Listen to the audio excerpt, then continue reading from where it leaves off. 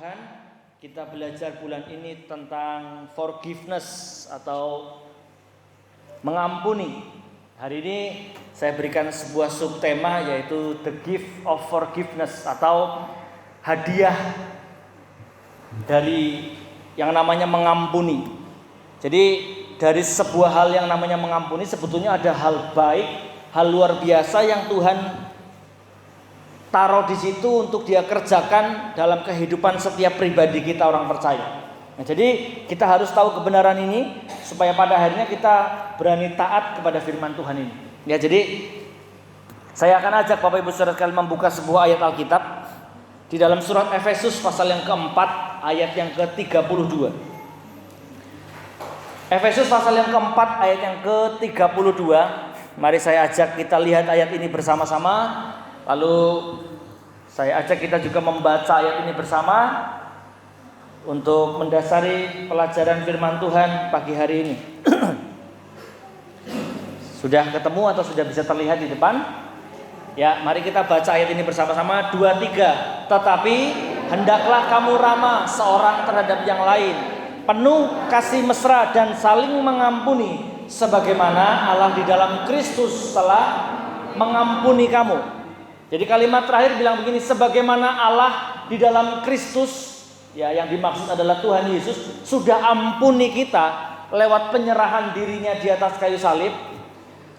Ya, ayat minggu lalu kita baca, darah ini adalah darah perjanjian baru yang dimeteraikan untuk penebusan kita. Ini yang dimaksud dengan apa yang ditulis dalam kalimat dalam ayat ini. Jadi ayat ini bilang, kita tahu bahwa kita sebagai murid Kristus, Bapak Ibu Saudara sekalian, kita diajarkan untuk mengampuni.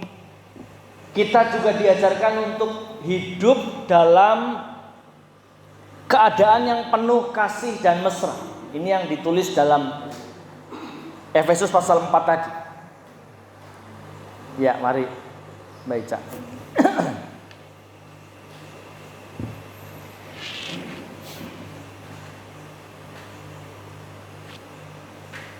Oke, kita kembali kepada ayat firman Tuhan tadi. Ya, jadi Bapak Ibu Saudara sekalian, dari ayat tadi kita tahu bahwa Tuhan itu ajarkan kita. Yesus Tuhan, ditolong.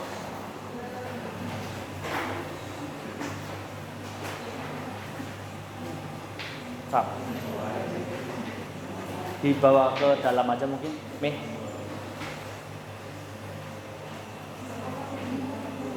Mungkin bisa dibawa ke dalam aja, Pak.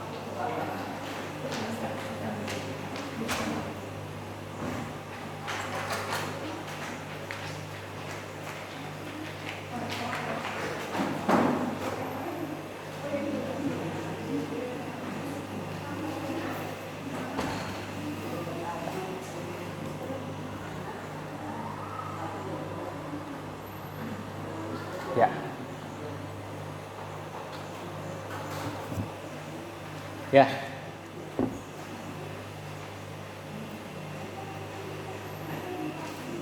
Oke.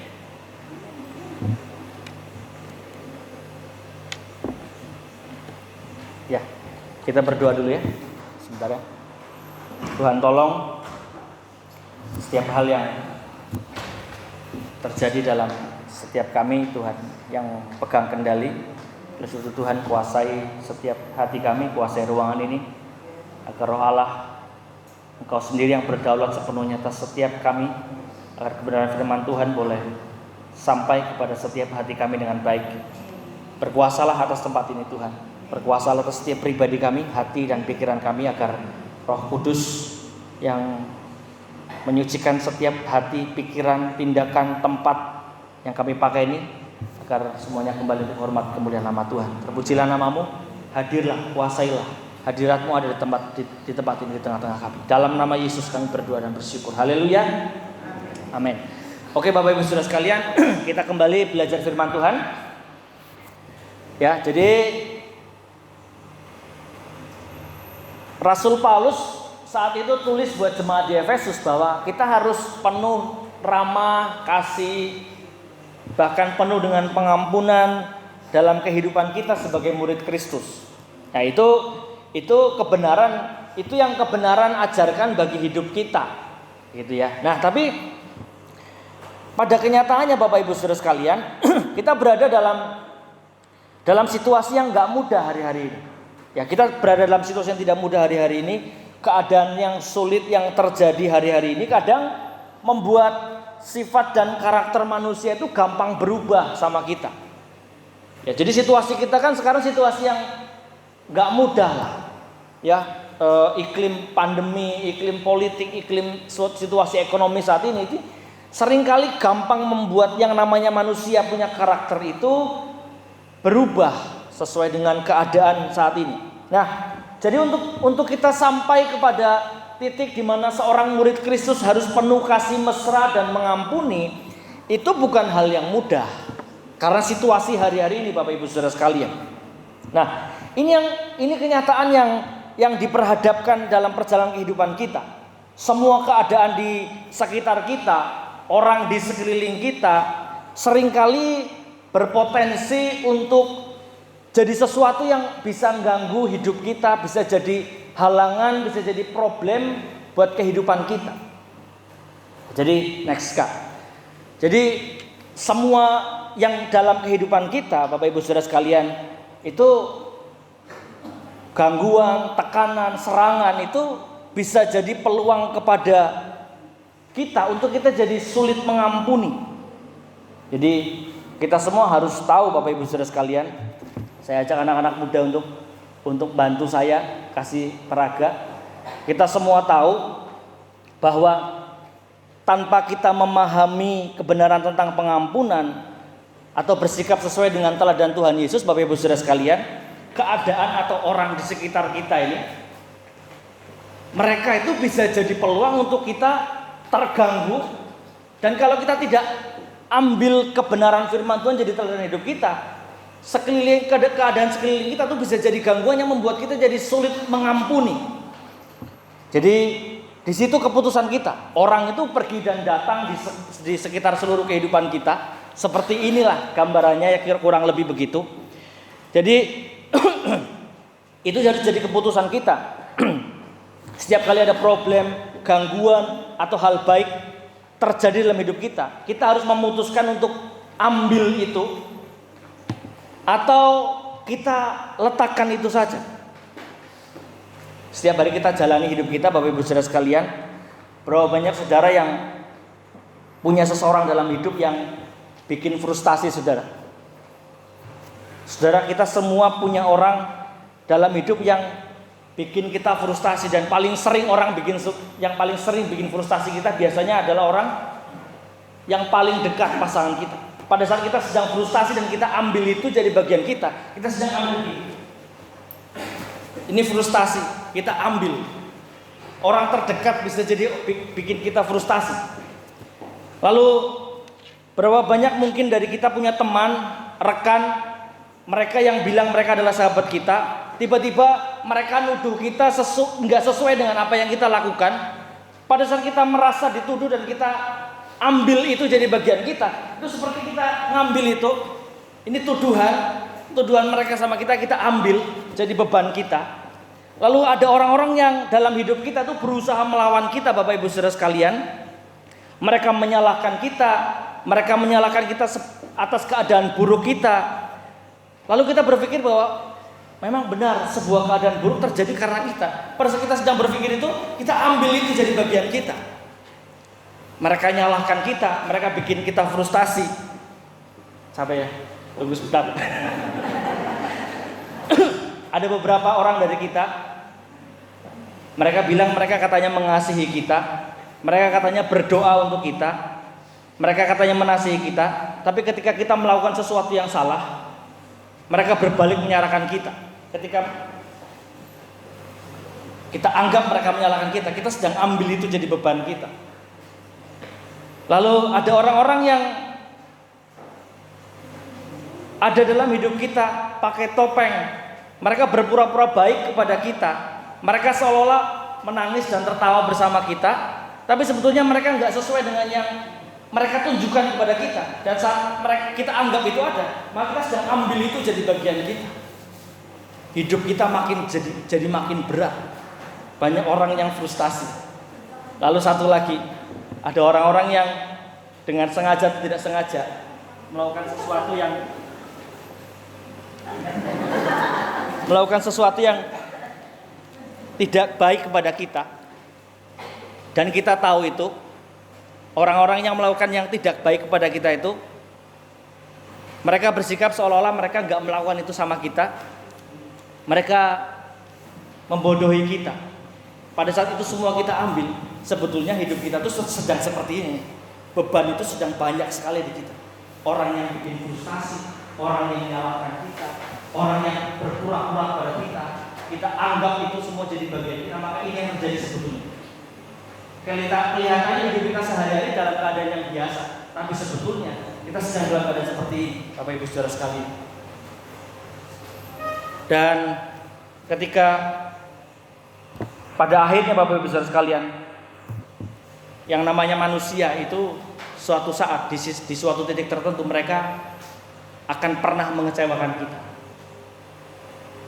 Dan kalau kita ambil itu Bapak Ibu Saudara sekalian, iblis akan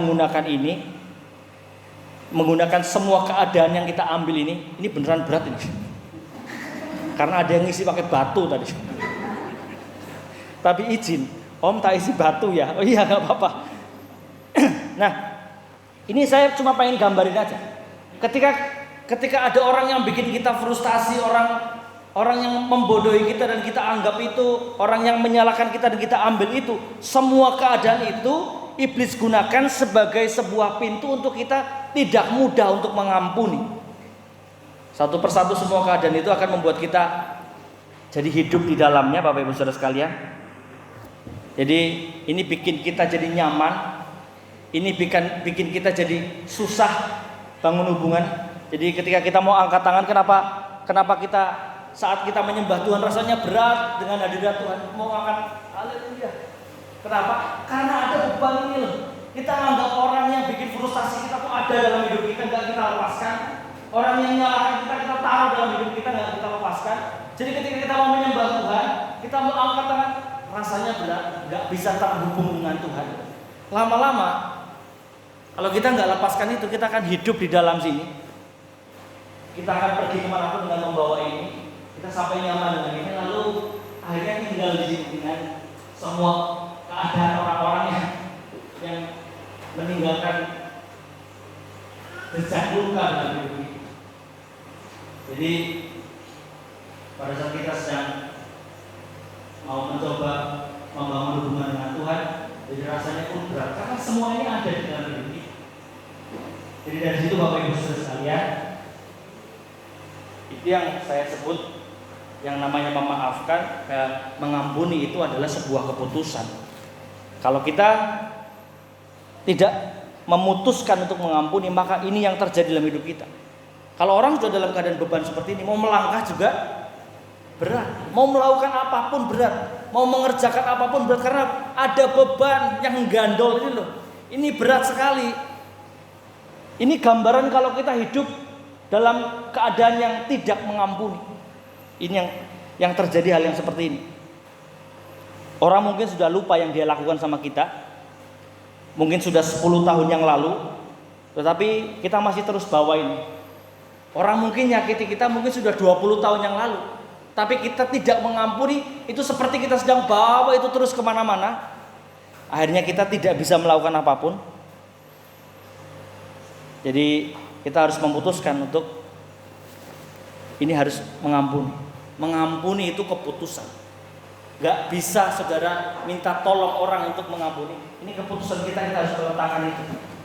Kalau kita gak letakkan ini, sampai kapanpun itu akan jadi beban yang akan menghalangi seluruh perjalanan kita. Jangankan segitu banyak, satu hal saja yang bikin beban dalam hidup kita. Saya pernah ilustrasikan itu gelas aqua. Kalau kita pegang 1 menit nggak akan berat. Tapi kalau gelas aqua itu kita pegang, ya inilah, ini kita pegang, ini kan nggak berat ya. Ini kalau pegang 1 menit ya masih nggak ada masalah. Kalau sudah 5 menit ya sudah lumayan. Kalau kita pegang ini kira-kira 1 jam, ya ini sudah mulai Walaupun ringan tapi akan rasanya sudah sangat berat. Kalau kita pegang ini kira-kira setengah hari aja, tangan sudah mulai kaku nih pasti. Padahal yang dipegang sama.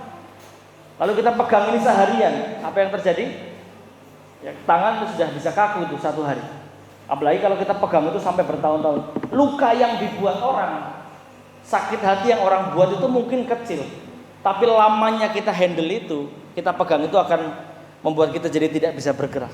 Jadi Bapak Ibu saudara sekalian, pagi hari ini saya mau ajak kita melihat, kita harus memutuskan untuk mengampuni, sebab mengampuni dan menerima pengampunan adalah sebuah hadiah. Mari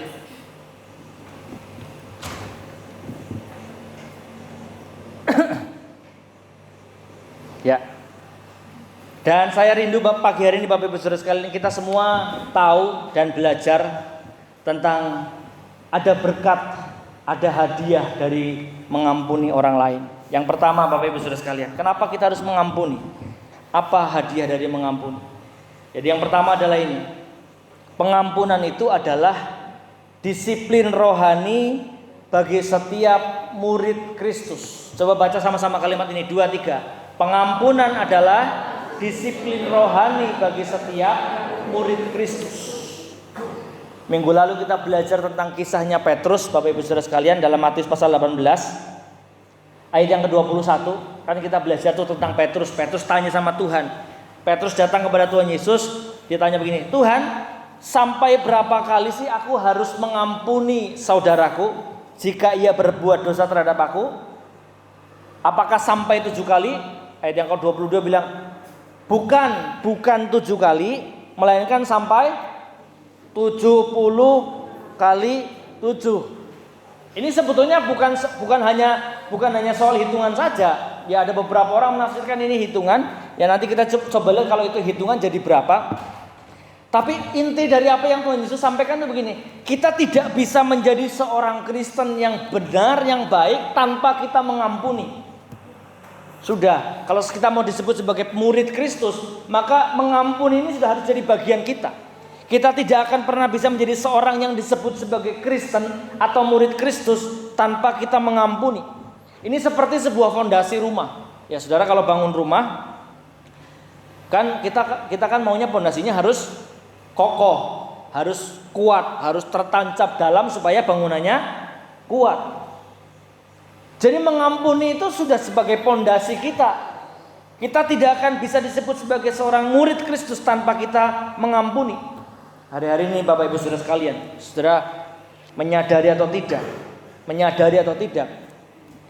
banyak murid Kristus yang ya kalau berdoa suka bernubuat, suka bahasa roh, kalau posting di Facebook ayat-ayat Alkitab dan segala macam, atau mungkin bahkan baca Alkitab sampai hafalnya luar biasa, tapi tidak berhasil dalam soal mengampuni, bahkan nggak tahu caranya mengampuni. Maka sebetulnya ini kerusakan dalam fondasi.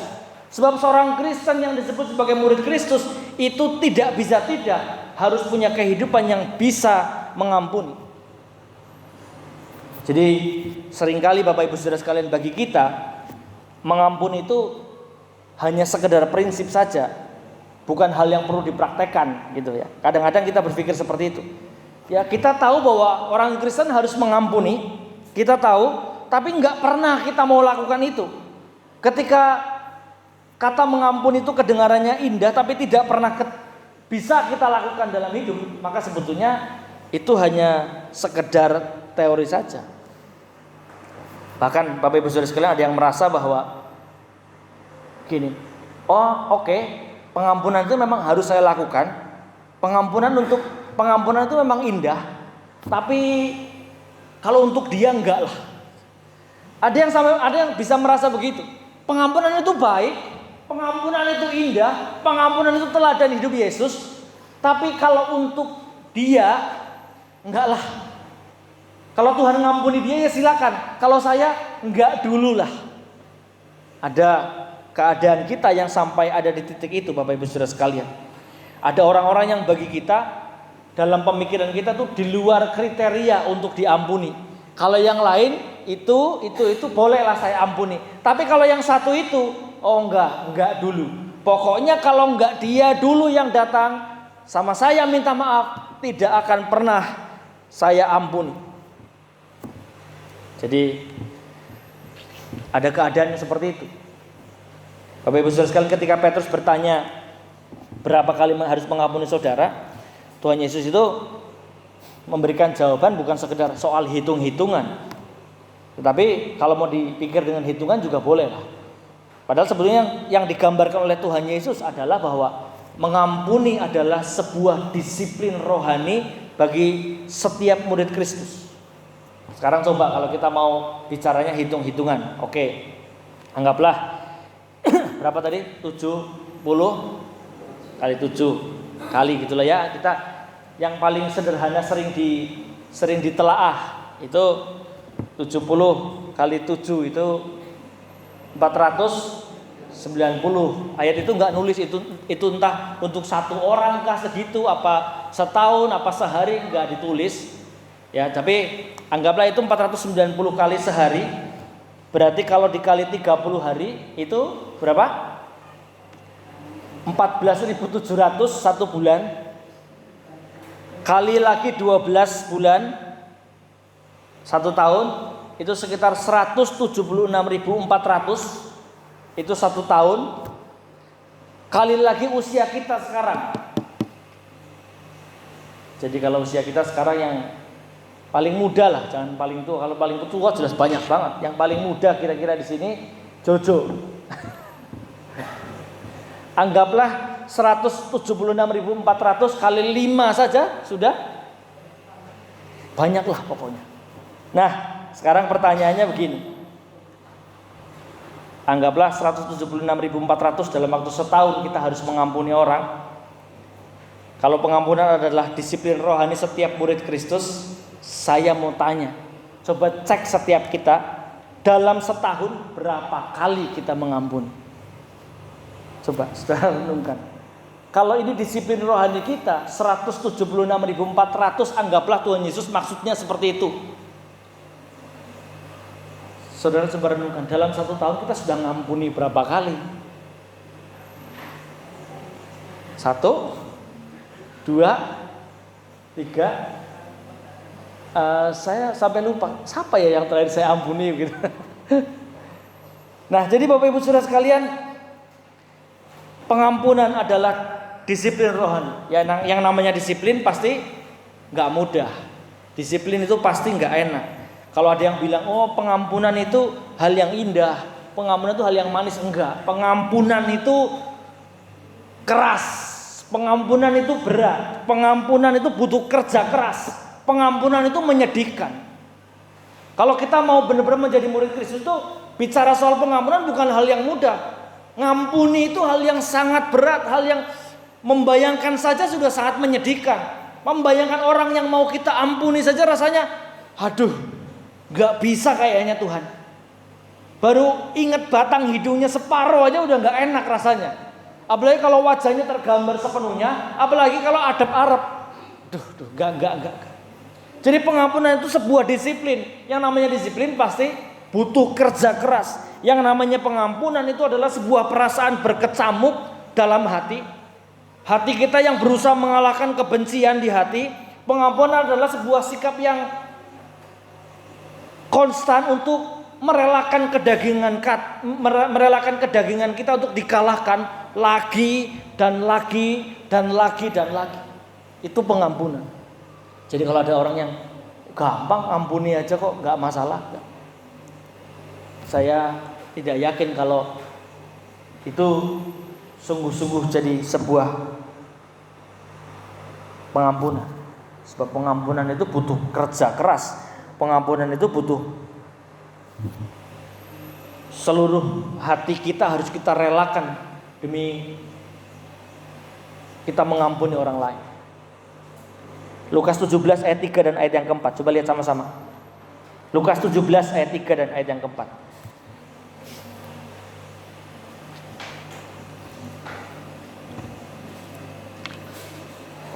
Sudah ketemu semuanya? Lukas 17 ayat 3 dan ayat yang keempat. Saya bacakan bagi Bapak Ibu Saudara. jagalah dirimu. Kalimat awal saya sudah bilang begini, jagalah dirimu. Jikalau saudaramu berbuat dosa, tegurlah dia, dan jikalau ia menyesal, ampunilah dia. Bahkan jikalau ia berbuat dosa terhadap engkau 7 kali sehari, dan 7 kali ia kembali kepadamu dan berkata, aku menyesal, engkau harus apa? Engkau harus mengampuni dia.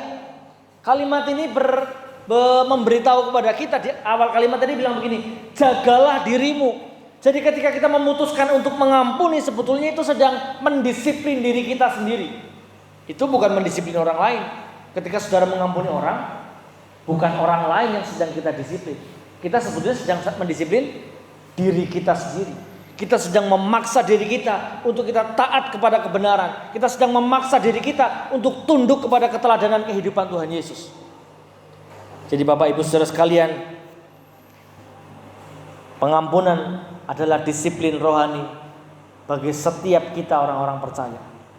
Ini harus jadi landasan, pondasi bagi kehidupan kita. Pengampunan adalah disiplin rohani. Kalau orang murid Kristus tidak mau mengampuni, berarti sedang tidak mau didisiplin. Biasa kalau anak sekolah yang di sekolah yang nggak suka didisiplin, berarti anak yang bandel. Anak yang di sekolah, yang murid sekolah yang nggak suka kalau dapat disiplin dari gurunya, itu berarti anak yang kategori harus dapat perhatian khusus. Jadi kalau pengampunan adalah disiplin rohani bagi kita, maka kita harus berani memutuskan untuk melangkah. Saya mau mengampuni. Berat? Iya berat. Butuh kerja keras? Iya butuh kerja keras. Tapi itu keputusan kita untuk kita bisa masuk ke dalam disiplin rohani setiap murid Kristus. Ya, sekali lagi ini keputusan. Ini keputusan. Saudara bisa dengarkan khotbah ini selama 1 tahun penuh dan tetap tidak mengampuni, bisa. Karena semua ini adalah keputusan. Yang kedua, hal yang kedua yang terakhir. Next. Pengampunan itu mengubahkan pengertian kita dari dalam keluar. Ya. Jadi pengampunan itu mengubahkan pengertian kita tentang apa? Mengubahkan pengertian kita tentang orang yang kita ampuni.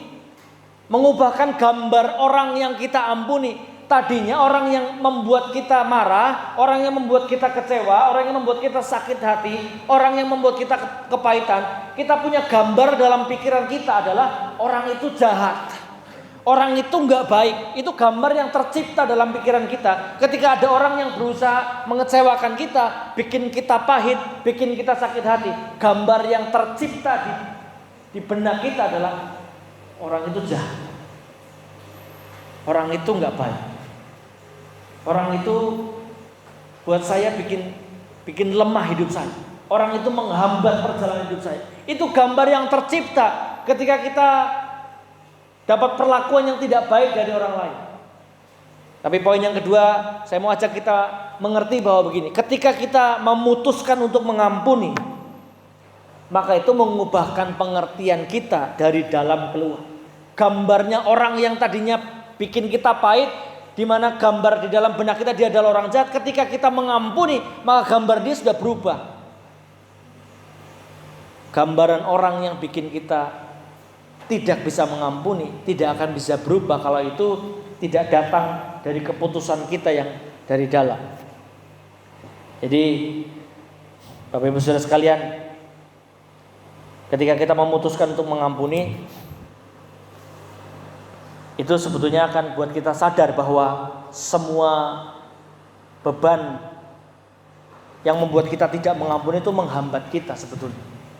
Pada saat kita belum mengampuni, beban yang tadi kita bawa kita rasa biasa saja.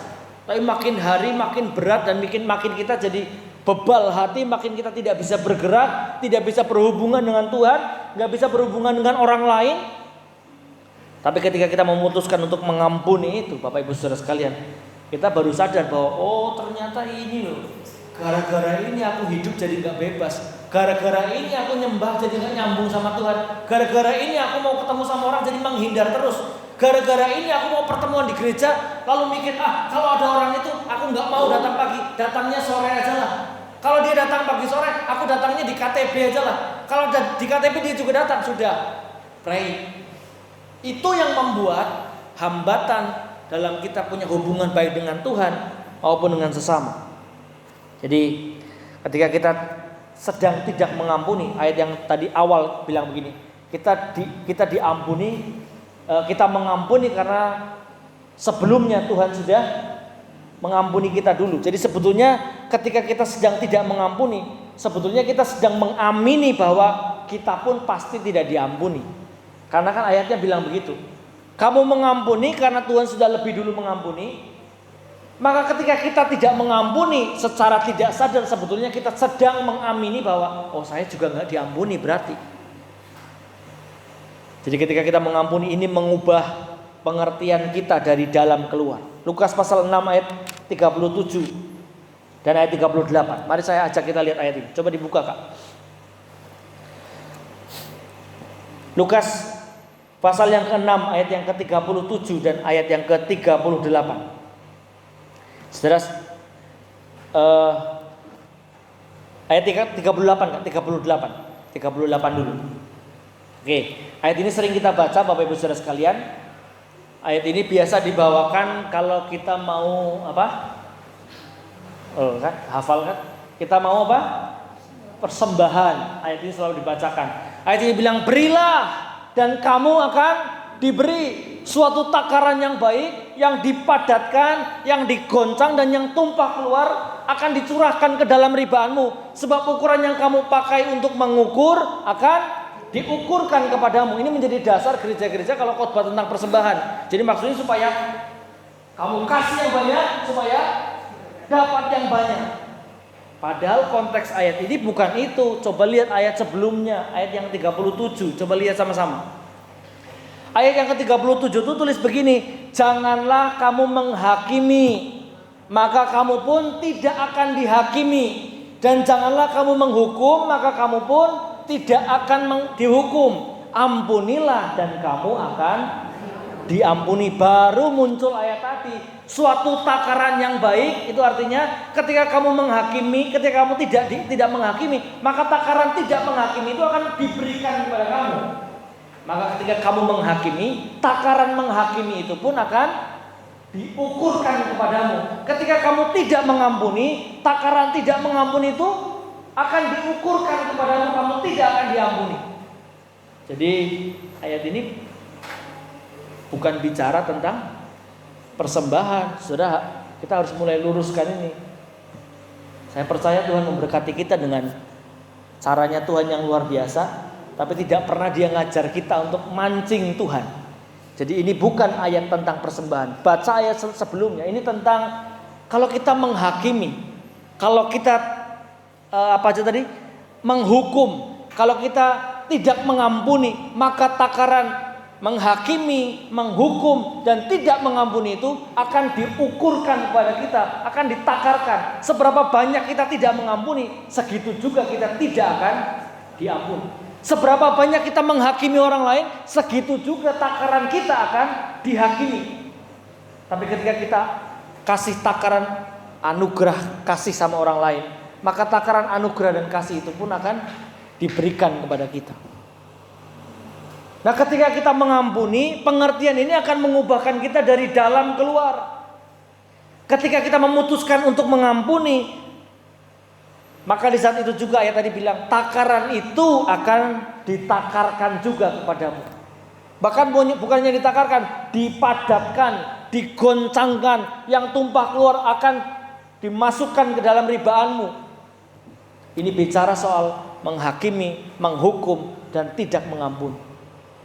Jadi Bapak Ibu Saudara sekalian, apa yang kita hakimi itu akan dihakimkan kepada kita. Apa yang kita hukumkan kepada orang lain itu akan dihukumkan balik kepada kita. Pengampunan yang kita berikan kepada orang lain itu akan kembali mendatangkan anugerah pengampunan kepada kita. Jadi pengertian ini harus ada dalam hati kita. Perhatikan cara kita menabur. Kita menabur tidak mengampuni, maka kita akan menuai tidak diampuni.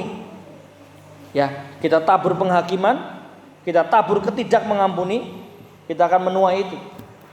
Jadi hidup kita harus kita perhatikan cara kita menabung. Ya, jadi Bapak Ibu Saudara sekalian, makanya saya bisa bilang bahwa mengampuni adalah sebuah hal yang akan mengubahkan kehidupan kita. Saat kita bisa mengampuni, saat itulah Tuhan ubahkan seluruh atmosfer kehidupan kita. Melalui pengampunan, Tuhan akan melakukan sesuatu yang mengubahkan kita dari dalam keluar.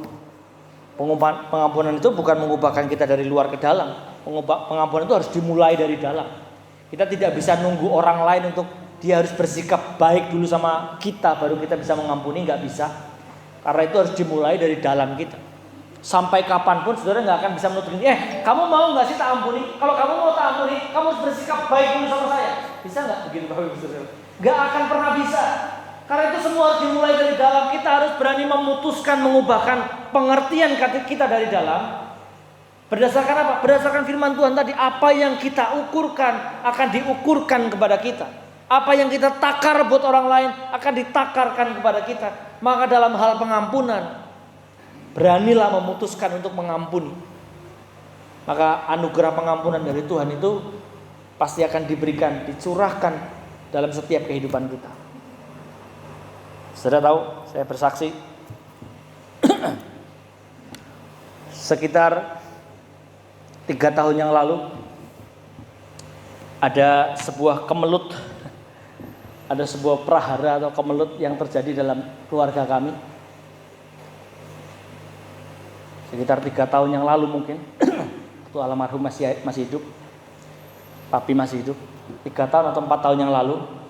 Saudara mungkin ada yang tahu ya, ada yang tidak ya. Saya tidak bisa share secara detail, tapi saudara tahu ada sebuah prahara yang cukup besar, berat, sebuah kemelut yang nggak enak buat keluarga kami. Sehingga di saat kejadian itu terjadi, saya mungkin hampir ada 2 tahun saya nggak pernah komunikasi sama emak saya. Mak, berdiri mak. Itu mak saya. Mak saya kemarin sore saya jemput ke sini. Karena dia nanya bagaimana jemaat di sana. Oh iya masih baik mak. Mak kalau mau lihat ya bisa tak jemput dia. Pak dia pakai apa putune. Nanti kalau nanti siang akan pulang dia bilang begitu. Itu mak. Saya waktu itu terjadi, ini kesaksian saya pribadi.